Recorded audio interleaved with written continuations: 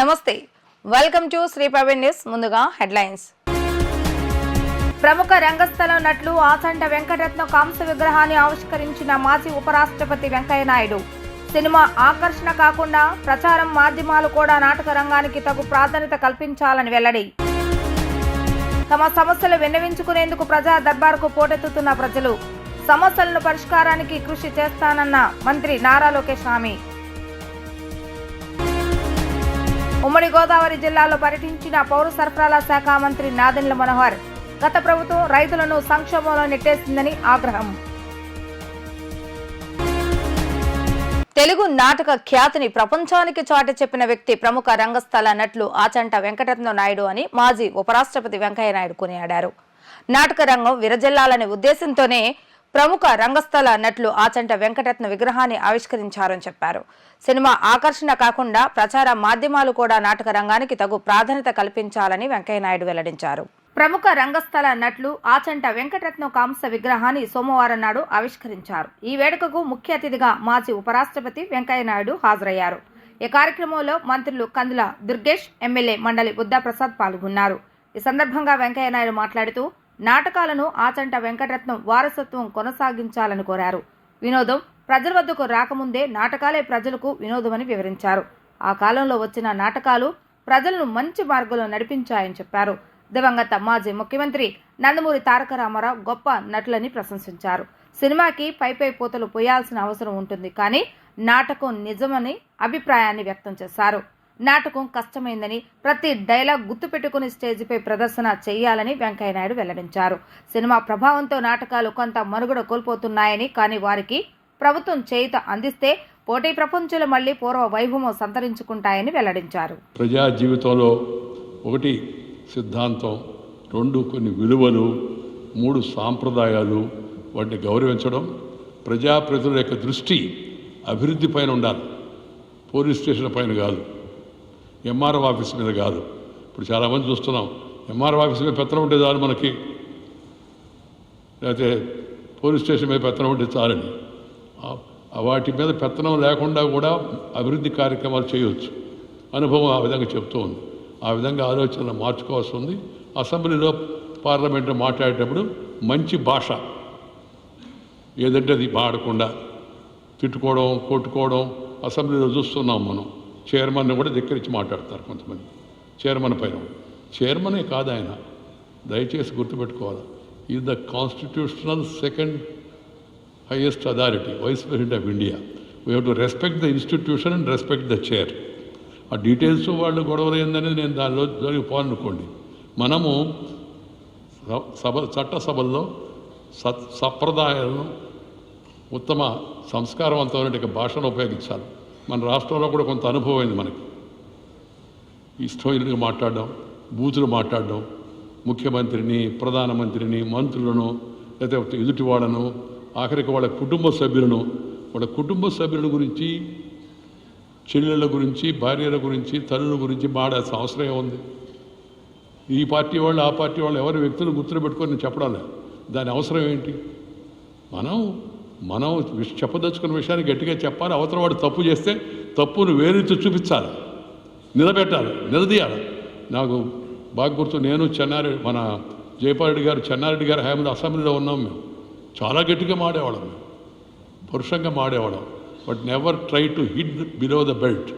ఎప్పుడు కూడా అసభ్యకరమైన పదజాలంతో వాటిని వాడలేదు. మంత్రి నారా లోకేష్ ప్రజా దర్బార్కి భారీ ఎత్తున ప్రజలు తమ సమస్యలు విన్నవించుకునేందుకు పోటెత్తుతున్నారు. ఆయా సమస్యల పరిష్కారానికి కృషి చేస్తారని మంత్రి లోకేష్ హామీ ఇచ్చారు. పలు సమస్యలపై తక్షణ పరిష్కారానికి సిబ్బందికి లోకేష్ ఆదేశాలు జారీ చేశారు. కష్టాల్లో ఉన్నామంటే చాలు, క్షణం ఆలోచించకుండా ప్రజా సమస్యలను పరిష్కరిస్తున్నారు విద్యా, ఐటీ, ఎలక్ట్రానిక్స్ శాఖల మంత్రి నారా లోకేష్.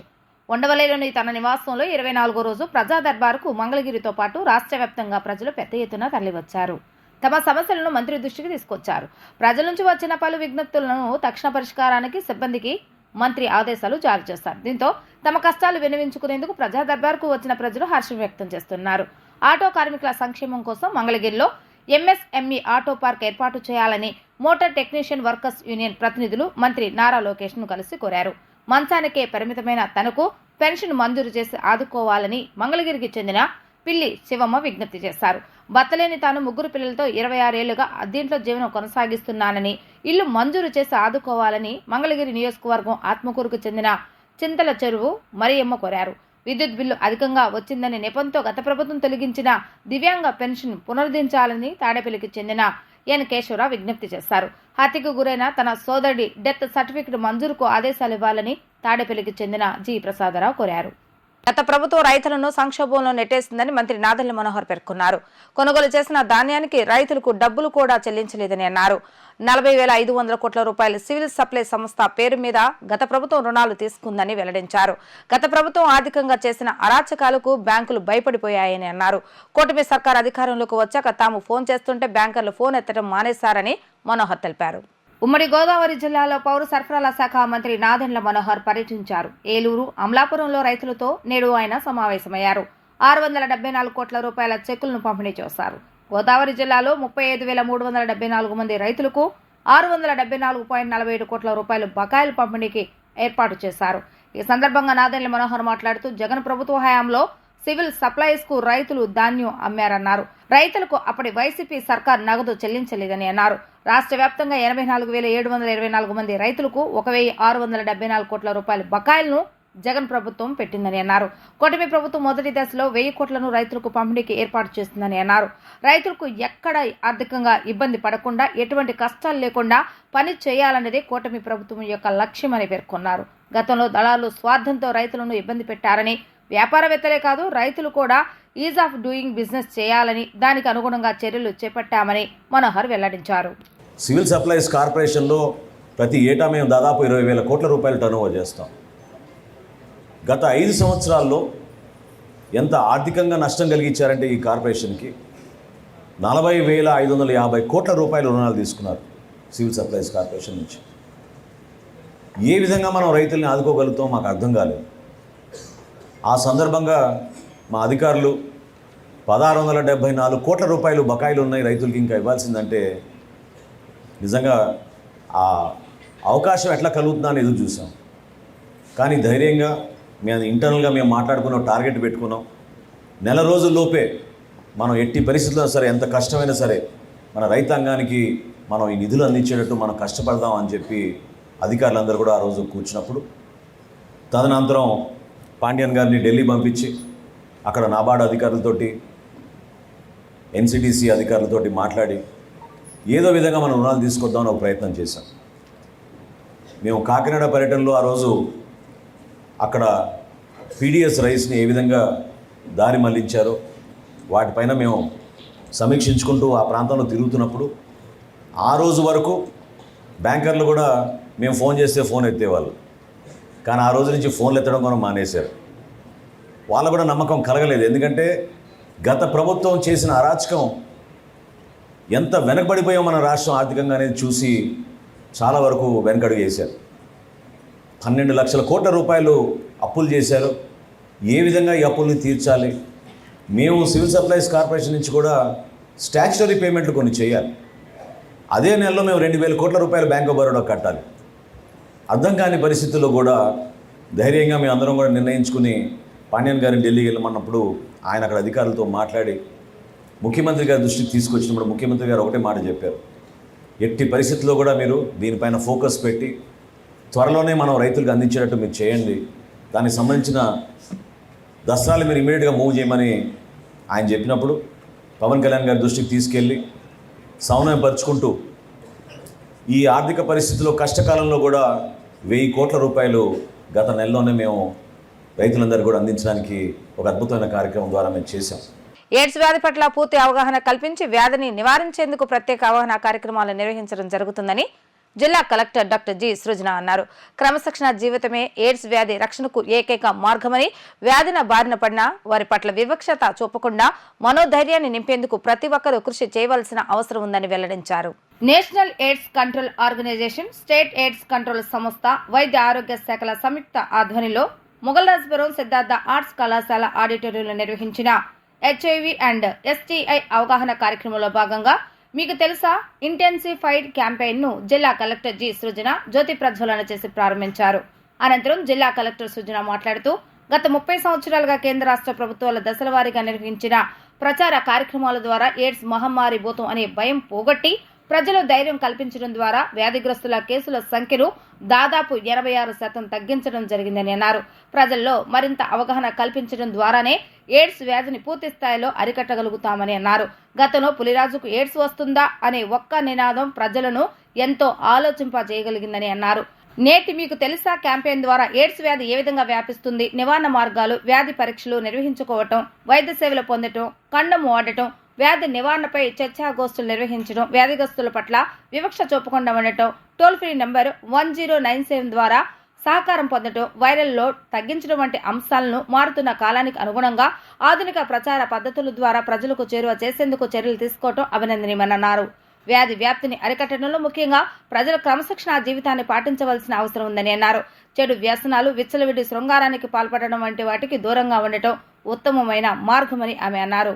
కేవలం అవగాహనతో మాత్రమే దీన్ని నివృత్తి చేయగలిగిన అంశం ఇది. ఒక 10-15 ఏళ్ల క్రితం ఎయిడ్స్ అంటేనే ఒక మహమ్మారిగా, ఇప్పటికీ మహమ్మారి అయినప్పటికీ ఆ రోజున ఉన్న భయం, ఆ రోజున ఉన్న వ్యాప్తి ఈ రోజు నాటికి తగ్గింది అనడంలో ఎటువంటి అనుమానము లేదు. దానికి ప్రధానమైన కారణం అవగాహన కల్పించడమే. ఎయిడ్స్ అంటే ఒక భూతంలాగా, ఎయిడ్స్ వచ్చిన వారిని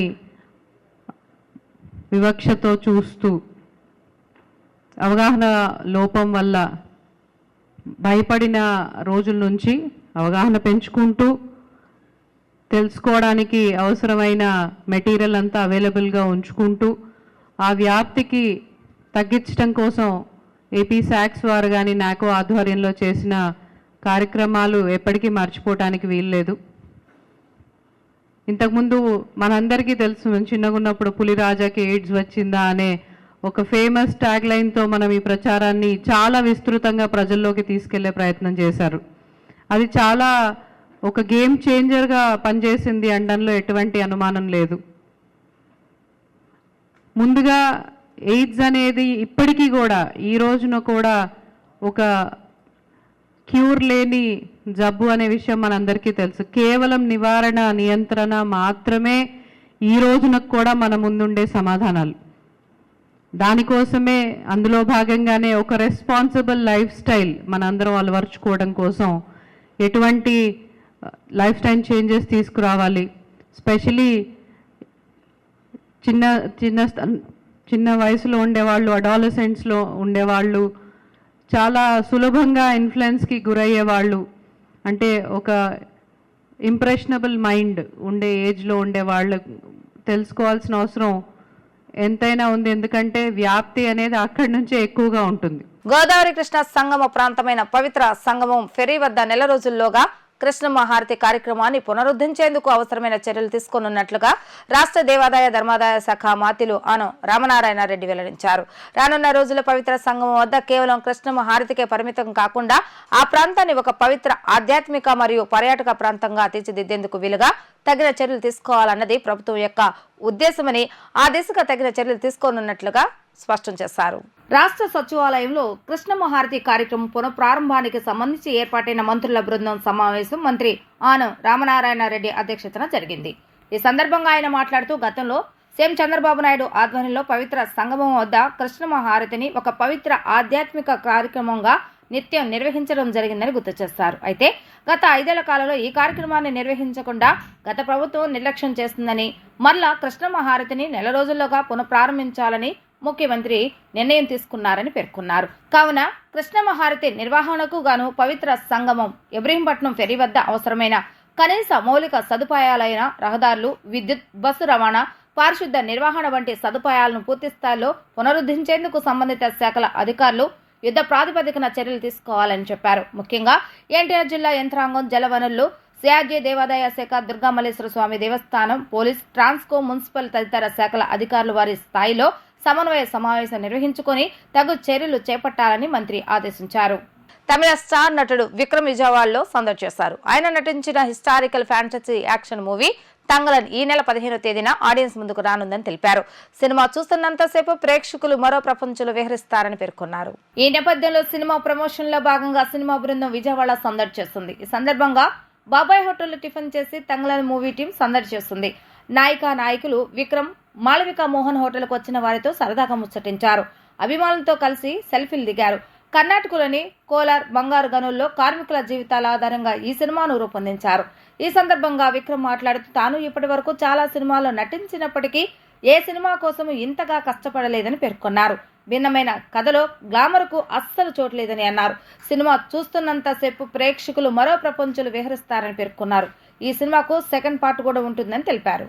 నేను కొత్తగా ఏదో ట్రై చేశాను. అట్ ద సేమ్ టైం ఒక ఆడియన్స్ కోసం ఏదైనా దాంట్లో ఉంది to get them excited or move చేయడానికి ఏదైనా విషయాలు ఉంది. ఈ పిక్చర్ అలాంటి silence please, I'm so sorry. ఈ పిక్చర్ బికాజ్ నేను మర్చిపోతాను అది. ఈ పిక్చర్ చాలా మీరు చూసారు కదా, సాంగ్స్, ట్రైలర్ అన్నీ రా. కానీ ఆ రానెస్లో ఒక కమర్షియల్గా ఫైట్, రెగ్యులర్ ఫైట్ డాన్స్ కాదు, బట్ emotions actually పూర్తిగా మూవీ పూర్తిగా fully it is about emotions. And Ranjith is a very good creator.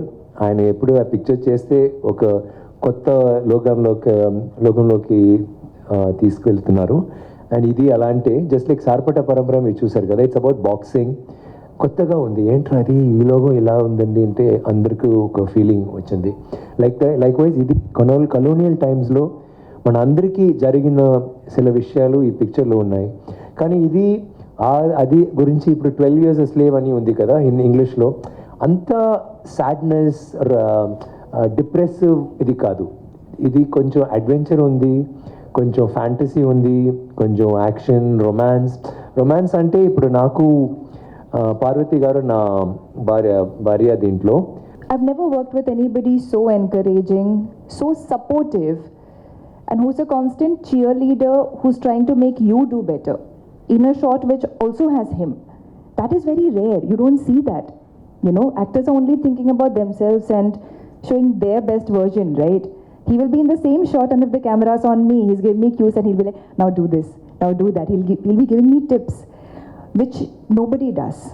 And for that, like, that shows so much of his character, who he is. So you get an idea what I feel about him now, right? My biggest challenge, so my character in the movie, the name is Aarti. So while playing Aarti, the biggest challenge was I have so many stunt sequences. I mostly have stunt sequences because she's this fighter, she's this warrior. And Vikram sir, we all know how powerful he can look on screen. So my first challenge was to match that power. When we're doing action as a woman, especially as a woman, see, women have a lot of power, absolutely. But very few directors show that on screen and write roles like that. రాజ్యాంగం దేశ ప్రజలకు కల్పించిన భావ ప్రకటన స్వేచ్ఛను ప్రభుత్వాలు, రాజకీయ పార్టీలు హరిస్తున్నాయని దళిత స్త్రీశక్తి నేషనల్ కన్వీనర్ గడ్డం ఝాన్సీ ఆవేదన వ్యక్తం చేశారు. సామాన్యులకు సైతం భావ ప్రకటన స్వేచ్ఛపై అవగాహన వస్తేనే సమాజం చైతన్యమవుతుందని అన్నారు. దళిత స్త్రీశక్తి ఆధ్వర్యంలో భారతదేశంలో భావ ప్రకటన స్వేచ్ఛ అనే అంశంపై గాంధీనగర్ ప్రెస్ క్లబ్ లో అవగాహన కార్యక్రమం జరిగింది. ఈ కార్యక్రమంలో మహిళలు, యువతులు పెద్ద ఎత్తున పాల్గొన్నారు. అనంతరం గడ్డం ఝాన్సీ మాట్లాడుతూ హక్కుల కోసం మాట్లాడుతున్న వారిని అణచివేసే ధోరణిలో ప్రభుత్వాలు వ్యవహరిస్తున్నాయని మండిపడ్డారు.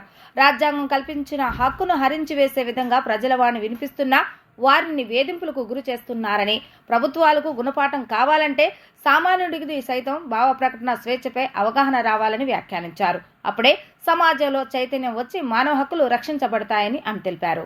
ఈ సభను నిర్వహించడం జరిగింది. ప్రధానంగా మన దేశంలో, మన రాష్ట్రాల్లో ఉన్న భావ ప్రకటన స్వేచ్ఛకు సంబంధించి రాజ్యాంగంలో దానికి కల్పించబడిన హక్కుల గురించి ఈరోజు మేము ఈ చర్చని తీసుకురావాలనే ఉద్దేశంతో ఈ సభను నిర్వహించాం.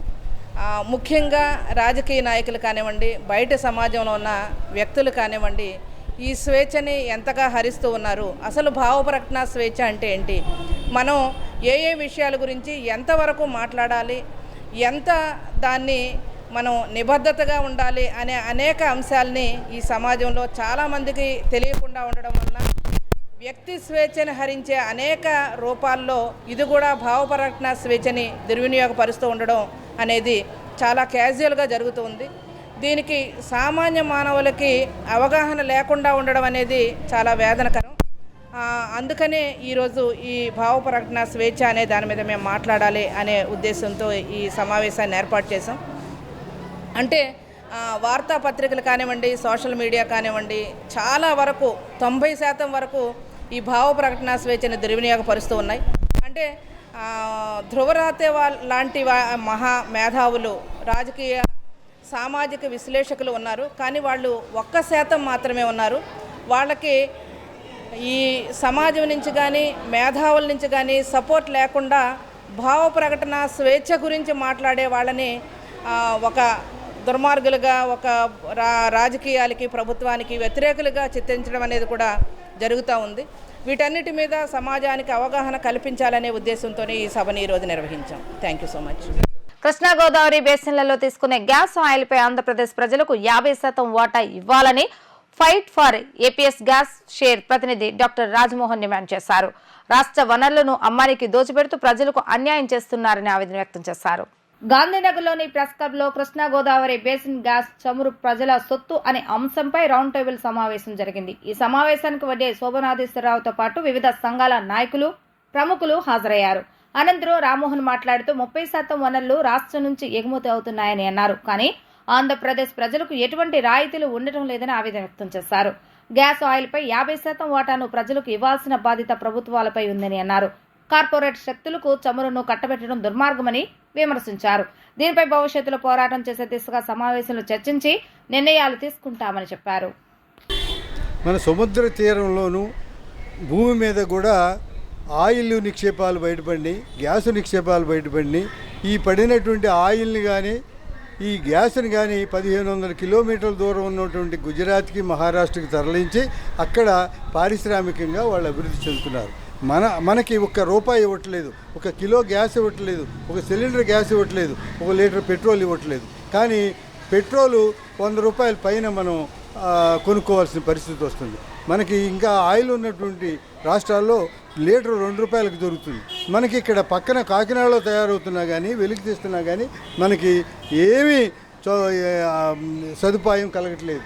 ఈ సదుపాయం కలిగించాలని ఇక్కడ తయారైనటువంటి తెలికి తీసినటువంటి గ్యాసు ఆయిల్లో ఆంధ్ర ప్రజలకు వాటా కావాలని చెప్పి ఆ రోజున Andhra Pradesh assembly, Andhra Pradesh legislative council ఏకగ్రీవ తీర్మానాలు చేసినాయి. ఆ తీర్మానాలు ఏం కోరారంటే 50% వాటా మాకు కావాలని చెప్పి అడిగారు. అదే కోరిక మీద ఈ రోజున ఈ సమావేశం నిర్ణయిస్తున్నాం. దీన్ని ప్రజలు తీసుకెళ్లాలని, ప్రజలందరూ కూడా ఒప్పుకునేటట్టుగా చేయాలని, ఆందోళన చేయాలని కోరుతున్నాం. వార్తలు ముగించే ముందు హెడ్లైన్స్ మరొకసారి. ప్రముఖ రంగస్థల నటులు ఆచంట వెంకటరత్న కాంస్య విగ్రహాన్ని ఆవిష్కరించిన మాజీ ఉపరాష్ట్రపతి వెంకయ్యనాయుడు. సినిమా ఆకర్షణ కాకుండా ప్రచారం, మాధ్యమాలు కూడా నాటక రంగానికి తగు ప్రాధాన్యత కల్పించాలని వెల్లడి. తమ సమస్యలు విన్నవించుకునేందుకు ప్రజా దర్బారుకు పోటెత్తుతున్న ప్రజలు. సమస్యలను పరిష్కారానికి కృషి చేస్తానన్న మంత్రి నారా లోకేష్ హామీ. ఉమ్మడి గోదావరి జిల్లాలో పర్యటించిన పౌర సరఫరాల శాఖ మంత్రి నాదెండ్ల మనోహర్. గత ప్రభుత్వం రైతులను సంక్షోభంలో నెట్టేసిందని ఆగ్రహం. ఇవి రోజు వార్తా విశేషాలు. మళ్ళా తిరిగి ప్రసారమే వార్తలు మళ్ళీ కలుద్దాం. అంతవరకు సెలవు. నమస్కారం.